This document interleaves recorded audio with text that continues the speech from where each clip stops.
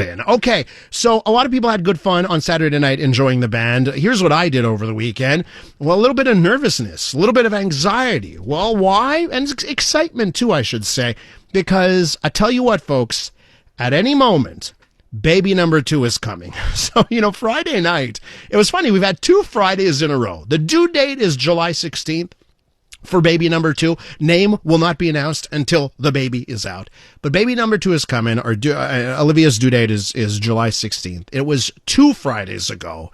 Get home from work and she's like, oh, some stuff is happening, She's like, I'm feeling things, contractions and that kind of stuff. So, that Friday night, she was like, hey, maybe you've got to go to the hospital tonight. So we were sort of like preparing ourselves for going to the hospital. Lo and behold, it was just one of the things that happened before pregnancy and the body getting ready, and it was a false alarm. And then 1 week later, on Friday night, again, it was an intense day for Olivia. She had lots of contractions, and so the baby's making it known. The baby is coming, did not come on Friday, and Saturday was another day where Olivia was thinking that the baby could come. Yesterday, a little bit more relaxing, so we're on standby once again. But ladies and gentlemen, I should point this out. I'm ready to go. I've told Olivia that she can call anytime. She calls, and if I'm doing a segment, and I told her this, even if I'm doing an interview, and she calls mid-interview, I'm putting pause on the interview, and I told her I'm going to answer the call. I'm going to answer on speakerphone. Whatever you say will be on air, okay? So be prepared, everyone. And we've actually prepared. In the circumstance where I have to leave at the last minute, we've got some great, tremendous, best of emergency programming that is scheduled to air, okay? So that's our plan right now. If I were to get the call, we're ready to go. Got to go pick up Olivia, go to the hospital. The bags are ready. We each have a bag packed, and the backup plan's in place for who's going to take care of Wolfie for a day or two as we're at the hospital. So the baby is coming. I should point this out. I want to thank so many of you who send nice notes about the baby, but who are sending me nice notes today because, yes, it is true. It is my birthday. So thank you for all the notes. I just want to say Jean-Claude and Frank and Joanna and Sue and Debbie and Chris and Scott and Tony and Bernie and Arthur. The list goes on and on. All of you sending me notes on my Facebook and other places on the text line with the birthday notes. I really do appreciate it. And perhaps I'm just trying to think, what would be a more fantastic birthday present than a baby boy, And it's funny because I've never been good at celebrating my birthday. I've never been one that's like, oh, it's my birthday. Oh, I want to, everyone come. I'm doing a party. I've never been like that. So whenever I've had parties, it's been maybe more forced on me than me being gung-ho about it. I'm actually, if he were to come today, if baby number 2 comes today, then I'd have a real good reason to celebrate on my birthday. So I'd like that, but we shall see. But I do thank you for your notes. Now, I did get one birthday present that I wasn't expecting, courtesy of Just for Laughs and Bill Brownstein writing at the Gazette. Really happy about this. That, one of the, growing up, if I think of the comedians, the comedy icons that I really loved growing up, I think of David Letterman, right? From Late Night with David Letterman, then The Late Show with David Letterman. And finding out this morning that David Letterman is coming to Montreal. Now, what a summer it's going to be. Angine de Poitrine and David Letterman all in one summer. So the news that he's going to be doing a discussion with Will Arnett, he of Arrested Development fame and the Toronto born. Now he's got a big successful podcast, and of course he does TV. He's seemingly in every advertisement ever. That Will Arnett, either his voice or his face. So they're going to be doing a show. July 21st, 7 p.m., Sal Wilfred Pelletier. Okay, so, it's being billed as a sort of conversation between David Letterman and Will Arnett. It's not lost on me that Letterman does a show for Netflix called My Next Guest Needs No Introduction. Maybe this is being taped for Netflix. I don't know, but I'm just throwing it out there. Maybe these things are lining up, but we will see David Letterman come to town and do a show that you have to pay tickets for. That's never happened. Letterman has shown up in Montreal, but usually to go to a car race, not to take part in a comedy festival. So that should be a lot of fun. When we return on the Elias Makos Show, we're going to be speaking to Dr. Karim Elayoubi. He is a conservative, Quebec Conservative Party, the provincial Conservative Party, Eric Duhame's outfit. He's one of their candidates in the upcoming election, and he's in charge of the healthcare portfolio for the party. He's going to give us his vision for Quebec's healthcare system. That's coming up next. Montreal, the everyday and the extraordinary.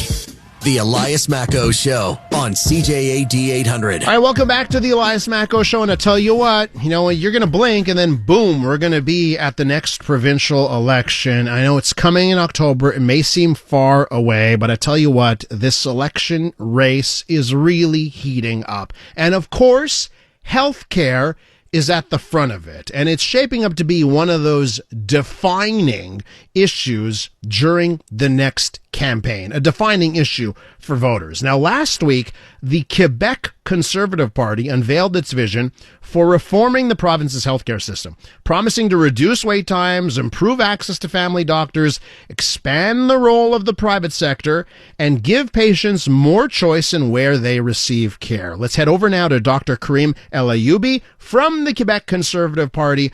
Dr. Elayoubi, welcome to the program. Thank you for having me today. So, it seems like you're promising the impossible, given what we've lived through over decades here in the province. Why do you think your plan has a shot at doing all the things you're promising?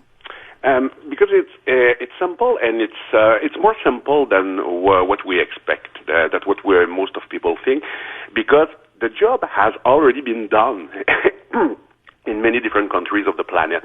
What we've done at the Conservative Party of Quebec for the last 5 years, I'm the healthcare critic in this party, and what I've done with the political commission and Mr. Duhame, it's to look what other countries that perform better than here in Quebec and in the rest of Canada in terms of healthcare access.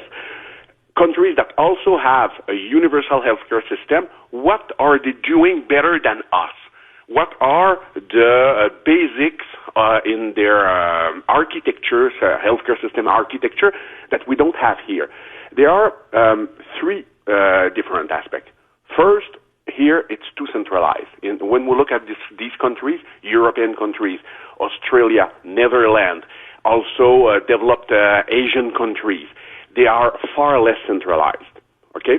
The second aspect, they have more healthcare providers. They have more healthcare doctors. They have more nurses, and they have more different kind of providers. If we look here in Quebec, we have between 2.6 and 2.8 physicians per 10,000 people. Okay. Mm-hmm. It's not enough. Most of developing countries, most of developed countries in the world have close to 4. So you see, it's very difficult to compete with them. What we want to do, we want to significantly increase the access to the medical in the medical faculties everywhere in the province, okay? And also they have, if we just look with the Ontario, okay? We don't have to go very far in the world. We just have to look compared to the Ontario here. We have, compared to the ratio of our population, we have close to, they have close to twice more super nurses, practitioner nurses, that give us yes, exactly. And they help the front line. They help in mental health.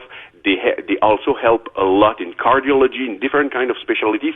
So we want to double the number of super nurses shortly. This is the first thing. The second thing, we want to increase a lot the public-private partnerships. Why? Because the demonstration has been done everywhere in the world. When you have more different kind of providers, these providers compete with each other. And for the patient, they don't care if the manager of the clinic, if it's the people who run the clinic, if they're private, if they're from international companies, if there's or if it's government official. They absolutely don't care. What they want to have a better access. And when you look at some private public partnership, example, the one here in Quebec with LASIK MD for the cataract surgery. Now, before it took more than 2 years having access to the cataract surgery.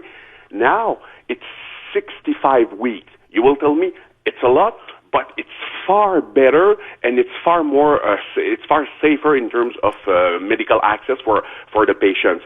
Why? Because LASIK MD are capable to do more than twice procedures per unit of time. Why? Because because the managers that run the clinic, they want to be efficient, they want to be effective. Yeah. Listen, and you're there for heart-wrenching knockouts, the world's biggest stage, and breathtaking triumph. 2026 FIFA World Cup, the knockout stage. Every match, every moment. Listen on TSN Radio. Join the Globe on the road to the July 19th final. 2026 FIFA World Cup. Stream it all live on TSN Radio. Available on iHeartRadio. And it's not the same thing when you're in the public system. So we want to increase it a lot for different kind of surgeries. And it's it will be the RAMQ that will pay. So, and but Doctor, our basic principle is if the waiting lists are unreasonably long in the public, the RAMQ should pay at the private sector, or if the private sector offer the service at a lower cost, the RAMQ, that is your insurance, should pay. So let me just ask you this, right? Because I think a hang-up for a lot of Quebecers is every time they hear privatization and healthcare, they immediately think of the United States. And the last thing they want is U.S. healthcare, and it just stops people. Do you, and listen, you've outlined that you're not looking at the U.S. You're looking at Europe. You're looking at developed Asian countries, right? But it's exactly this, because the problem with U.S., it's a completely different healthcare system. First, they're far richer than us, okay? So it means it's not a bad healthcare system, but the big problem is the fact that there's between 8 and 10% of the population that are not insured. This is a shame, in my opinion. They have, for people that have a good insurance, it's an F1. It's the healthcare system. It's like the F1. Mm-hmm. They have very developed and very high-level medicine that is provided there. So I don't want to insult the American about their healthcare system, but it's not built to be here, and there's no social acceptability here. What we want that absolutely everybody is insured, okay? However, we agree that if someone, like the Chauveau arrest, the judgment from the Supreme Court of Canada in 2005. If someone is not happy with his insurance with his RAMQ insurance, he should have an opting out to take a private insurance if he wants, because we want to honor the principle to give more choices to the patient. Now, if you were to opt out, would you also opt out from the taxes that go to healthcare? You still pay the taxes for our current healthcare system if you opt out. Absolutely. You should not pay twice. You should have the choice of your insurance.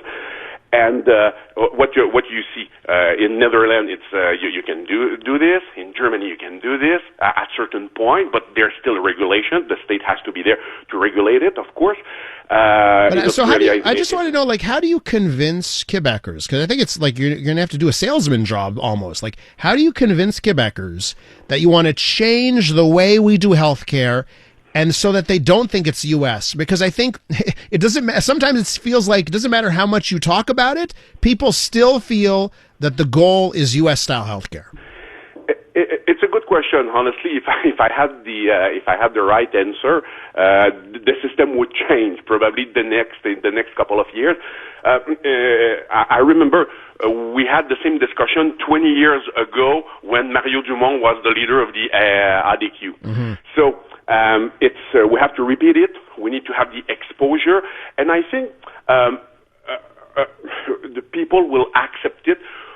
when they will face because the healthcare system is becoming worse and worse and worse, and at some point, when people will realize that the waiting lists are just not acceptable anymore, and the system is just at its limit. I think we're close to it.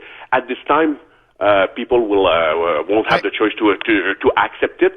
But when we look at the polls, what is interesting is Quebec is the province in Canada where people accept more the idea of increasing the use of the healthcare system, the private healthcare system. Yeah. It's more than about 62-65% compared to the rest of Canada, where people accept it less.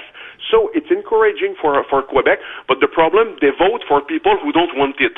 So. Yeah, well, that's it. I think you're going to have to spend some time just hammering people over the head. We don't want U.S. healthcare. We want Netherlands healthcare. Exactly. We don't want U.S. healthcare. We want Singapore healthcare, right? Exactly. Because people automatically sometimes think that it's the U.S. system here. Okay, listen, doctor, I have to leave it there, running up against the clock, but come back. We should talk about healthcare again, okay? Yeah, whenever you want. It was a pleasure for me. That's Dr. Karim Elayoubi from the Quebec Conservative Party. He's the party's critic for healthcare matters. When we return, news out of the United States as the U.S. has banned Polestar from selling their vehicles there. What's behind that decision? We'll talk about it next.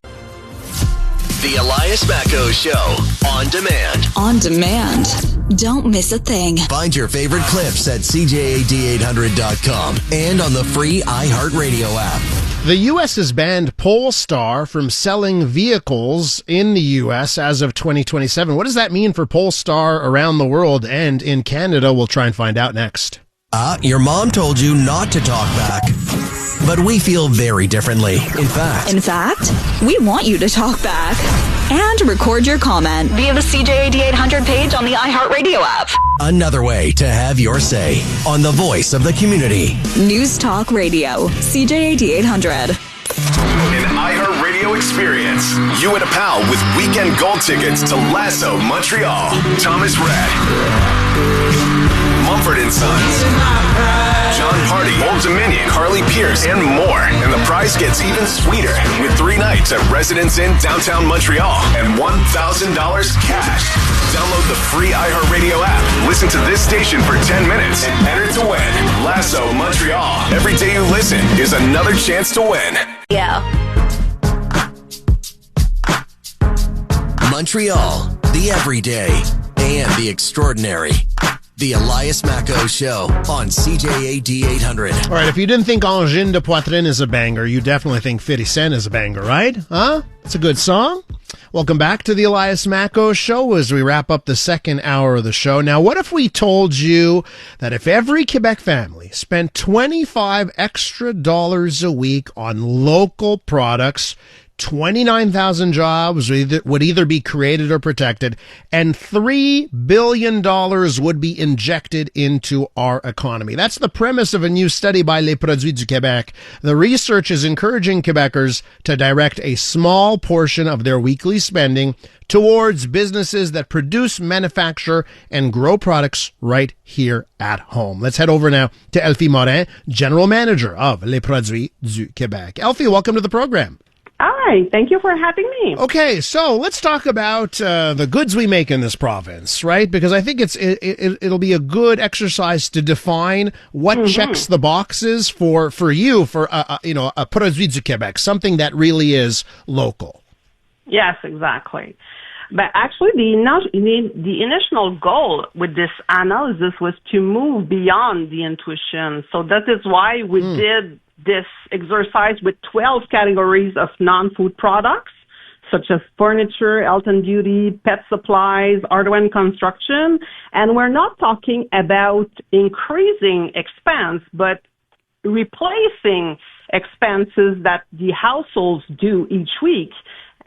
So we replace imported products by Quebec products. So that makes a big difference. And you know what? I think it's important to note, because I think for so many of us, when we think of Quebec products, Like we're thinking, oh, the Quebec strawberries are out now. Boy, they're delicious. Let's buy Quebec strawberries. And we sort of only focus maybe on food, but we really need to talk about far beyond just food. Exactly. All of the other products we make in this province.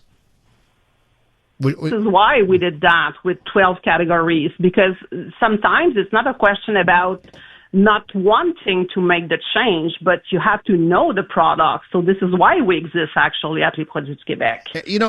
And what about, because you said you don't want people to add $25 of more spending. We're talking about redirecting, replacing spending here. Exactly. But is it possible? Because I think there may be a lot of people that think, well, Quebec products have to be more expensive than the foreign goods. That's something that I hear actually each week. But many local products are competitive, especially when you consider. Listen, and you're there for heart-wrenching knockouts. World's biggest stage. And breathtaking triumph. 2026 FIFA World Cup. The knockout stage. Every match, every moment. Listen on TSN Radio. Join the globe On the road to the July 19th final. 2026 FIFA World Cup. Stream it all live On TSN Radio. Available on iHeartRadio. Their quality and sustainability. So let's take a clear example. This week is moving day for many households in Quebec. So I encourage them just to look for cleaning products or paint made in Quebec, such as Société Laurentide, Peinture Donald, Hertel for the cleaning products. So maybe you don't know that those are from Quebec, but if you can have a clear logo in front of them, like the one from Les Produits Québec, that would help you to choose the correct one. So that's really interesting, right? Because those two examples, I bet you if you look dollars to dollars, right? Whether it's that can of paint or that spray bottle of cleaner, I bet you the Quebec products actually compare quite favorably when it comes to cost. Exactly. And there's other categories like this, but people don't know. So this is why we do that kind of exercise, because we want them to at least be aware of the impact of their behavior, and at the same time be aware that they can find other categories of products if they try to look for them. Okay, let's go through some more of the categories here. I like the two you start off with and linking it to moving day. Listen, and you're there for heart-wrenching knockouts. World's biggest stage. And breathtaking triumph. 2026 FIFA World Cup. The knockout stage. Every match, every moment. Listen on TSN Radio. Join the globe On the road to the July 19th final. 2026 FIFA World Cup. Stream it all live On TSN Radio. Available on iHeartRadio. Because we all know that's coming. Yep. What else should we be thinking about? What other product categories? Let's talk about pet supplies, maybe. If you shop at Montreal, there's a lot of foods that are made in Quebec. So Bake Home Tradition, Vet Diet, all of those are made in Quebec. There's also pet toys, pet litter. So you just need to shop and try to find out that information. You can even ask for them. So that's another example. Health and beauty, cosmetics. Karim Jonca, IDC, Jouviance, Marcel, Quebec brands. Very competitive in terms of price, very competitive in terms of quality. But again, you have to be aware. What do you count as a Quebec-made product? Because I'm sure there's lots of people that would point to, maybe big brands that are multinationals, right? They sell them everywhere, but the factories are here in Montreal or in Quebec. Does that count for you as a Quebec product, even if the big brand is based somewhere else, but as long as they've got a factory here? But it's the way we count that here at Les Produits du Québec. So this is why sometimes you can find some Quebec logo in front of, let's give you an example, like Hertel is from a big U.S. company now, but we're thinking about the fact that Hertel is made in Quebec. We're not talking about where the head office is located, which make a big difference, because as a consumer, if you want the information, you cannot really find out if there's a plant here in Quebec. You will find the information about the head office. So this is why I think it's important to have Les Produits du Québec for non-food or Aliments du Québec for food products, so that can clarify what does that mean for the consumer. We're with Elfi Morin, General Manager of Les Produits du Québec. Elfi, is it disappointing for you every time you see someone buy something, that's made in China, like a low quality, good made overseas? Does it get you in the gut, in the heart when you see that happen? I'm trying to be very positive. I think it's something, I understand that we have to educate, teach, and people don't know, but I think that people want, it's something that we measure each year, the intent to buy local purchase. And to be honest, people want to buy local. So I feel that we have something to do so we can show them some options. So I'm not disappointed. I just feel that we have so much to do. Tell our listeners here what happens. Let's play it out. Okay. So one of our listeners says, you know what? The next time I go into the store, I'm going to say, hey, where are your Quebec products? And they switch over, let's say, just a $10 purchase. And it was going to be a $10 purchase of a product from Europe. And now they're spending $10 from a company in Saguenay, let's say. What is the economic impact of those small changes that each of us could do? But you know what? We did the exercise for $25, so I don't have the numbers by heart for $10. Let's do 25. Great idea. Let's do the 25. Okay, but the exercise that we did with $25, if every household changed $25 of their regular imported purchase each week for Quebec one, that makes $3 billion in economic benefits per year. So that actually, what does that mean? It's 36 times the economic impact of the Festival d'été de Québec. That's huge. It's 29,000 jobs,